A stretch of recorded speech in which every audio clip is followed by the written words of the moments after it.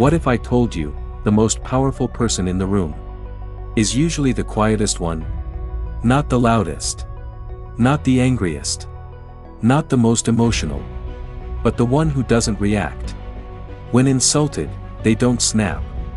When criticized, they don't defend. When chaos erupts, they stay still. This isn't weakness. It's power. And the Stoics knew this 2,000 years ago. Part 1, the Stoic Foundation. The ancient Stoic philosophers like Marcus Aurelius, Epictetus, and Seneca taught something radical: you don't control what happens to you. You only control how you respond. Most people live in reaction mode. Someone disrespects them, they explode. Someone disagrees, they argue. Someone ignores them, they overthink. Their emotions are controlled by the outside world. But Stoics? They pause. And in that pause, lies their power. Part 2, Reaction is Slavery. Here's a hard truth: if someone can provoke you easily, they control you. When you react instantly, you're not choosing.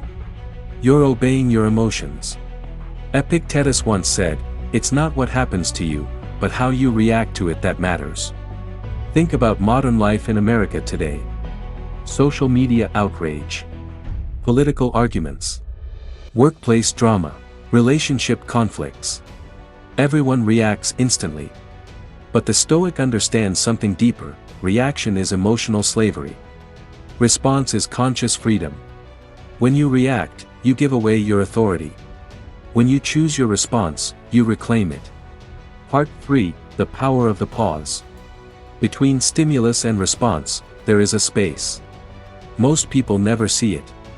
Stoics live in that space. Imagine someone criticizes your work. Most people feel attacked, defensive, angry. But the Stoic mind asks, is this within my control? Is this useful? Is this worth my peace? Instead of reacting emotionally, they evaluate rationally. That tiny delay, that moment of control, is what builds discipline. And discipline builds power. Part 4, Emotional Mastery is Strength. In modern culture, reacting emotionally is often praised as being real. But Stoicism teaches something different: emotional mastery is strength. Marcus Aurelius wrote in Meditations, "You have power over your mind, not outside events. Realize this, and you will find strength." Strength is not yelling. Strength is not proving a point. Strength is not dominating an argument. Strength is staying centered. When everything around you is chaotic. Imagine being in a heated meeting at work. Everyone is arguing. Voices are raised. But you remain calm. Clear. Focused. Who looks powerful? The one who shouts? Or the one who stays composed? Calmness intimidates chaos. Part 5, Why Not Reacting Protects You. When you react emotionally, you say things you regret. You damage relationships. You make impulsive decisions. One angry email can cost you a promotion. One emotional outburst can destroy years of trust. Stoics understood this long before corporate America existed. Seneca warned, "The greatest remedy for anger is delay. Delay is protection. Silence is protection. Composure is protection." When you don't react, you create space to think. And thinking prevents damage. Part 6, The Ego Trap. Here's why most people react: ego. Someone challenges your opinion. Your ego feels attacked. Someone disrespects you. Your ego wants revenge. But Stoics separate their identity from outside opinions. If someone calls you incompetent, does that magically make it true? No. So why surrender your peace to someone else's words? The Stoic asks, is this criticism accurate? If yes, improve. If no, ignore. No drama required.